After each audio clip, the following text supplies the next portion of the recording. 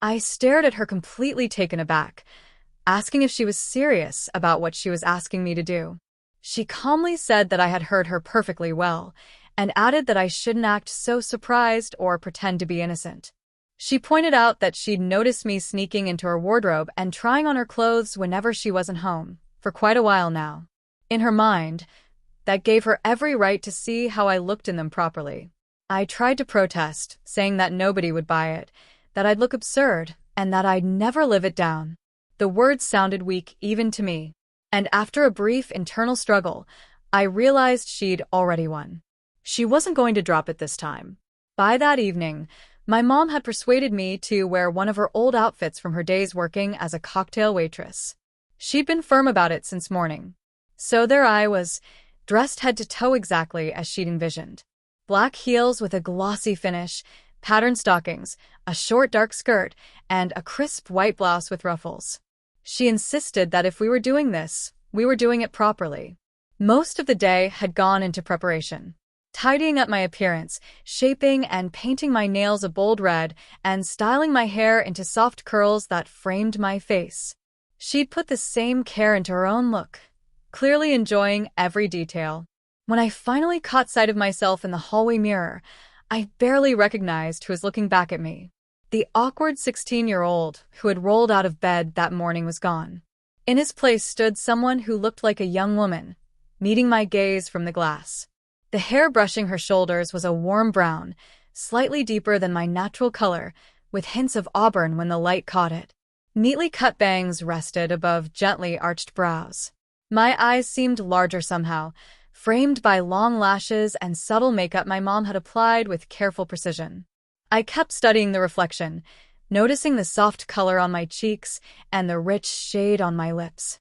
The blouse was left slightly open at the collar, revealing a velvet choker with a small decorative pendant. Pearls sat in each ear, newly pierced and still unfamiliar. With the blouse tucked into the skirt, my silhouette looked completely different to me, and the combination of stockings and heels made my legs look far more elegant than I'd expected. My mom finally spoke, breaking the quiet, teasing that for someone who'd been so resistant, I seemed to be taking it all in rather well. Startled, I muttered that I was just surprised by how different I looked. She smiled and said that I looked wonderful, just as she'd always known I would. She added that while this might be the first time I was presenting myself like this around others, she doubted it would be the last. After a brief pause, she said we needed a name. I tried to object, starting to say my real one, but she cut me off immediately. For the night, she decided I was Sophia.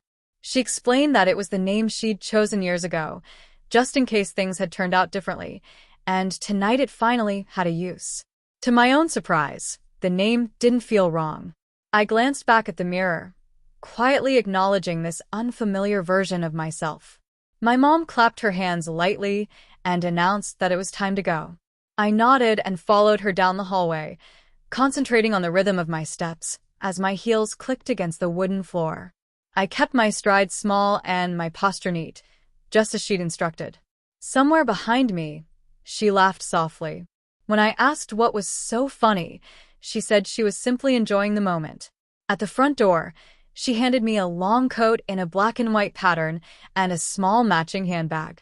She explained that the coat pocket held gloves and that the bag had makeup and other essentials in case I needed a quick touch-up later. I slipped the gloves on, noticing how they made my hands look slimmer and more refined than I was used to. And then we headed out toward the neighbor's house. The neighbors were new to the area, a mother and her daughter, much like our own household. My mom and the woman next door, Liz, had hit it off immediately. I, on the other hand, had been too shy to really meet Liz's daughter, Emily, even though she was close to my age. We climbed the steps to their front door, and my mom knocked. When it opened, a girl stood there who looked uncannily like me. She took a moment to look me over before greeting my mom politely and asking how she was doing. After the pleasantries, she turned her attention to me and asked who I was. My mom introduced me as Sophia and invited Emily to say hello. I managed a quiet greeting of my own. Emily smiled and told my mom she'd been right, adding that I looked amazing before welcoming us inside. As we stepped into the hallway, my thoughts raced. It quickly became clear that Emily had known about my outfit in advance, while I'd only been told that very day. As she took my coat and hung it up, I realized just how similar our outfits were. We were almost the same height, dressed nearly alike, and from a distance, we could easily have passed as sisters or even twins. Moments later, Liz joined us. She was dressed in a sleek black outfit with a long dark wig, clearly styled after Morticia Addams. She greeted my mom warmly and complimented her retro airline-inspired costume, and my mom returned the praise. Then both women looked us over together. Liz examined me with a knowing smile, and as I caught my reflection again, I saw that smile linger. The resemblance between Liz and Emily was unmistakable. Liz turned to my mom and joked that she now owed her some money, admitting she doubted the plan from the start. My mom laughed it off, saying that good genetics helped, but that a little creative flair went a long way. She slipped an arm around my shoulders and remarked that she'd always believed the quiet kids she'd raised had more to them than met the eye. Finally, she introduced me properly. Liz smiled at me and said it was lovely to meet Sophia, noting how different I looked compared to the boy she used to see wandering around next door. I thanked Ms. Gerald awkwardly, telling her I appreciated the compliment and trying my best to stay courteous and not draw attention to how unsettled I felt. Inside, though, my thoughts were racing. I stopped for a moment and took stock of the situation. I was still 16. I was standing in the entryway of a neighbor's house. People I barely knew. Emily, their daughter, was even more striking up close than she had ever seemed from a distance, dressed with effortless style. And there I was, presenting myself as a young woman wearing an outfit almost identical to hers. Everyone was calling me Sophia. It felt as though my old identity had been pushed aside, and I wasn't sure yet what that meant for me. Since the moment my mom had started preparing me earlier that day, I'd been caught in a swirl of emotions: embarrassment, curiosity, nervousness. But somewhere along the way, especially when I'd seen myself in the mirror, those feelings had shifted into something harder to describe. Only later would I understand it as a sense of wholeness, of things clicking into place. I felt comfortable. I felt right. Still, I pushed that realization aside. This wasn't the moment to dwell on it. Liz suggested that Emily take me into the dining room so she and my mom could talk privately for a bit. Emily agreed easily and invited me along, saying she wanted to get to know me better. She led me into a softly lit dining area where candles flickered over a table set with snacks and drinks. She motioned toward a pair of chairs and invited me to sit. I walked over carefully, smoothing my skirt and keeping my posture just as my mom had taught me. Emily handed me a glass of soda and took the seat beside me. Sitting so close, the resemblance between us was impossible to ignore. I took a small sip, trying to steady myself as a slightly uncomfortable silence settled between us. Eventually, Emily broke it by casually telling me that I looked really cute. I stumbled through a thank you, explaining nervously that this wasn't how I normally looked, that I didn't usually dress this way, and that I was actually a boy. She laughed softly and told me to relax, saying there was nothing to be embarrassed about. In her opinion, I looked great like this. So much so that she thought I pulled off this look even better than my usual one. When she saw the shock on my face, she quickly clarified that she wasn't criticizing how I looked normally. She just meant that right now, if she hadn't known, she never would have guessed the truth. She praised my mom for how well she'd done and asked if it was okay to keep calling me Sophia, saying it suited me far better than my original name. I told her it was fine and admitted that I was starting to get used to it. I asked quietly if she really thought I looked good this way. She answered without hesitation, asking if I'd actually looked at myself in the mirror. When I blushed, she pointed out that I had, and that I liked what I saw. I didn't argue. I just nodded, staring down at my hands. Gently, Emily lifted my chin with one finger and met my eyes. She told me it was okay, that she wouldn't tell anyone anything I didn't want shared. She added that it was nice to finally have someone her own age nearby. There was a playful glint in her smile. I tried to insist that I wasn't really a girl, that I was just pretending. She questioned that softly, pulling a small mirror from her bag and holding it up for me to see. She asked me to look and tell her what I saw. I hesitated, my heart pounding. What I felt was real, but admitting it out loud to someone I just met was frightening. Still, the words came out before I could stop them. I said quietly that no, I wasn't pretending. Maybe. I admitted I'd been pretending to be someone else for 16 years instead. After a moment, I looked at her and said I did know the truth. I liked this. I liked how I looked. And I told her honestly that I thought she was beautiful. Emily smiled warmly and leaned in, giving me a gentle kiss. It was my first kiss, and the circumstances were surreal. A small part of me wondered how I'd ever explain this moment to anyone else, but more than anything, I felt that same deep sense of certainty I'd felt earlier. It just felt right. She pulled back slightly and tilted her head, smiling apologetically. She mentioned that she'd smudged my lipstick and handed me her mirror.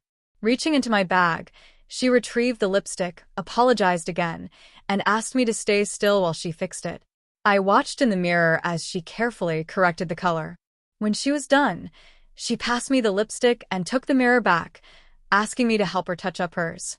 My hand shook a little as I tried, and she steadied my wrist, guiding me until we finished together. She thanked me affectionately and repeated that she truly thought I was very pretty. I returned the compliment, this time without hesitation, telling her I'd thought she was beautiful ever since she'd moved in next door. She asked why I'd never come over or introduce myself. I admitted I'd been scared she wouldn't like me, that I thought I was too awkward, and that someone like her could choose anyone to spend time with. She laughed that off, saying someone like me could too, and that she'd even go out with me. I asked if she meant me as Sophia or as my old self. She said either, but admitted she liked Sophia just a little more. That was when I realized how quiet the house had become. Our moms hadn't come back into the room, and I couldn't even hear them talking nearby. Emily noticed my puzzled expression and smiled knowingly. She explained that the adults had all gone to a grown-up gathering down the street at the pub, which meant the house was completely quiet. She added cheerfully that it was just the two of us there now. I reacted with surprise, blurting out a startled response. I'd never been alone with a girl before, and the realization caught me off guard. She asked gently if that made me uncomfortable. I quickly said no, insisting it was fine. Then the thought clicked into place, and I asked if this had all been planned, if she and our moms had worked together on it. I wanted to know why. Emily admitted that she'd been looking for a chance to actually talk to me. She said she'd overheard my mom speaking with hers, not gossiping, just worrying. According to Emily, my mom was concerned about how isolated I was, how rarely I made friends, and how I didn't really connect with people my own age, especially girls. I made a dry comment, gesturing at my outfit, pointing out how this was certainly one way to meet girls. I asked sarcastically what girl would ever be interested in a boy dressed like this. Emily answered immediately, saying that she was. She rested her hand lightly on my knee in a reassuring way and told me that it wasn't just that I looked good in the outfit. I wore it better than she did. She said I was genuinely attractive as Sophia, and then explained that she tended to like girls more than boys anyway. Once she realized Halloween was coming up, the idea had come together in her mind. She said my mom had always sensed this side of me and believed it might help me feel more comfortable with myself. Emily admitted she'd been a bit self-serving when she suggested the outfit, but added that it suited me far more than it ever had my mom in an old photo she'd seen. I felt my face warm at the compliment and quickly brushed it off, saying I'd had plenty of help pulling it all together. Emily shook her head and said it wasn't just about clothes or makeup. She told me she'd watched how I walked over, how naturally I handled the heels, how effortlessly I moved when I took off my coat and gloves, and even how I sat down. To her, it all seemed instinctive. She said she believed there was more of Sophia in me than I was willing to admit, and that maybe I'd been wanting this for a long time. We sat quietly for a moment after that. What she said hit me deeply, because I knew she was right. I realized that part of why I'd resisted my mom's idea so strongly was fear. Fear that someone would notice just how comfortable this felt. Once that thought settled in, a wave of emotions followed. Relief, happiness, and a peaceful sense of acceptance I hadn't expected. I don't even remember exactly how the conversation unfolded after that. At some point, I opened up to Emily about everything, about myself, my confusion, and how I felt around her. We talked endlessly, the kind of conversation that makes time disappear. Somewhere along the way, I decided that I didn't want Emily to know me as anyone other than Sophia. It was becoming clear to me that this wasn't an act. It felt like who I had always been. When I finally glanced at the clock, I was stunned to see it was nearly 1 o'clock in the morning. As content as I felt, exhaustion was starting to catch up with me. I apologized and said it was getting late and that I was pretty tired. Emily laughed softly and agreed that we'd lost track of time.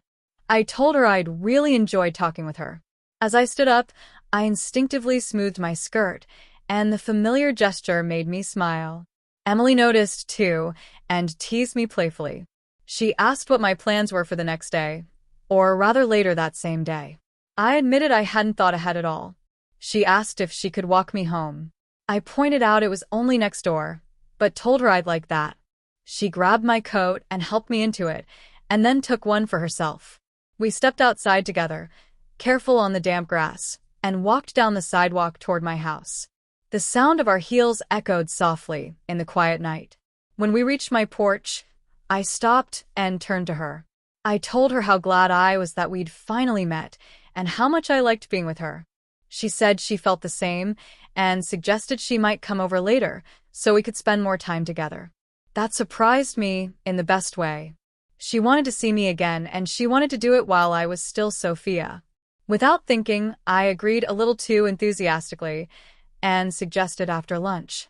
She smiled and called it a date, leaning in to give me a quick, gentle kiss. Pulling back, she complimented my eyes and said she'd see me later, then headed back toward her house. I watched her go, my thoughts spinning as I wondered whether I moved with the same grace she did. Inside my house, the lights in the hallway and kitchen were still on. I hung up my coat and decided to grab a glass of milk before bed. Passing the mirror, I stopped again. I barely recognized myself, but this time the reflection felt familiar in the best way. I looked like the girl I'd always sensed was there beneath everything else. I didn't want to think about my old name at all. I was Sophia, and it felt completely right. The front door opened, and my mom came in, having removed her wig, but still dressed in costume. She caught me looking at myself and teased me gently about admiring the view. Embarrassed, I admitted that I was. She told me there was no reason to feel awkward, and said I made a very convincing young woman. She hesitated mid-sentence, clearly realizing where her thoughts were going. I reassured her that it was okay, admitting I'd been thinking something similar myself. She nodded slowly and said we should talk, stumbling slightly over what to call me. I asked her to call me Vicky, and mentioned I was heading to the kitchen for some milk. She agreed and walked with me, the two of us side by side toward whatever conversation came next. We headed into the kitchen together, with me walking a step ahead. I took a carton of milk from the fridge, set it on the table, and grabbed 2 glasses from the cupboard. When I turned around, I noticed my mom had stopped at the doorway and was quietly watching me. "Are you all right?" I asked. "Yes," she said gently. "I was just observing. Why don't we sit and talk for a minute?" "Okay," I replied. I carried the glasses over, set them down, pulled out a chair, and sat, automatically straightening my skirt beneath me as I did. She raised an eyebrow. "Where did you learn that?" "Learn what?" I asked, puzzled. "The way you adjusted your skirt before sitting," she explained. "It's a very feminine habit. Very graceful." I felt my cheeks warm. "I'm not sure. It just feels natural. I guess I've seen you and other women do it over the years and picked it up without realizing." She studied me thoughtfully. "Watching you tonight, it seems you've picked up quite a few mannerisms like that for someone your age. Why do you think that is?" I hesitated, looking down at my hands resting in my lap. I noticed the lace-trimmed cuffs at my wrists and the neatly painted nails on my fingers. My thoughts drifted to the evening, to Emily, to the long process of becoming the person I'd seen in the mirror, and to years of quiet confusion I'd never voiced. Finally, I took a breath, lifted my head, and met my mom's eyes. I leaned back slightly, crossed my legs, and folded my hands calmly. "Mom," I said. "I was born with a male body, but inside I've always felt like I was meant to be a girl. I felt that way for as long as I can remember, even before I had words for it. That's why I used to sneak into your closet and try things on. How did you know? She asked, her voice soft. I smiled a little. Well, when certain outfits kept moving on their own, it wasn't too hard to put together, she said lightly. And I've watched you grow up. You were never very comfortable around boys, but you always gravitated toward girls. So, she added, changing tone slightly, how did tonight go? It was wonderful, I said. Emily and I really connected. She likes me, this version of me. And, do you like her? My mom asked. I do. Very much. She nodded.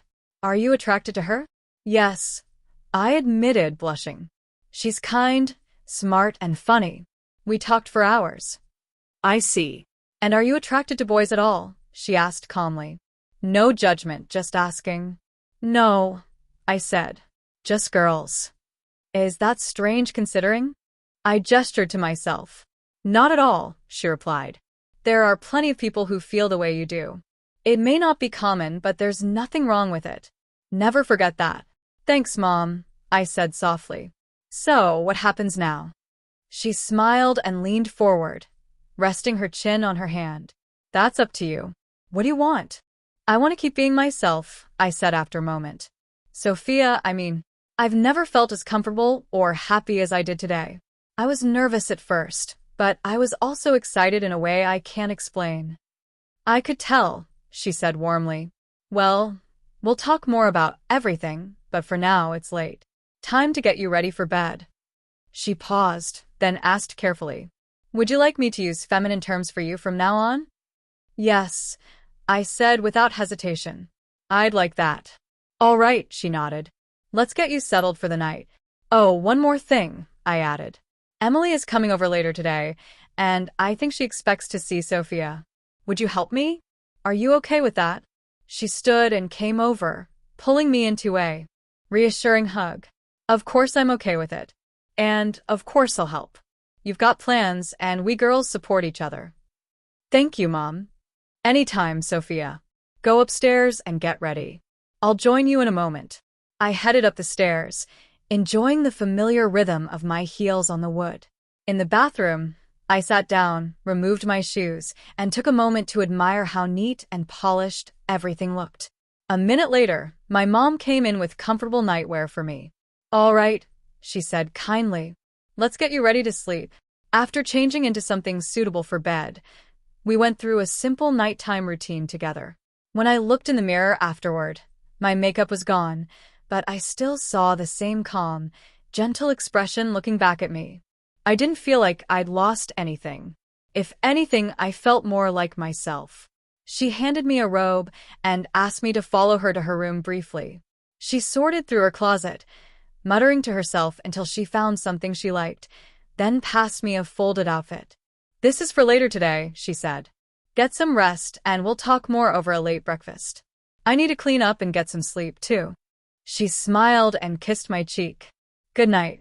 Back in my room, I set the clothes aside neatly and climbed into bed. Turning off the light, I lay there replaying everything that had happened. The conversations, the realizations, the quiet sense of peace. I didn't know exactly what the future held, but for the first time, it felt like I was finally moving in the right direction. Eventually, I drifted off to sleep, my thoughts lingering on Emily. Don't forget to join me on Patreon for exclusive content.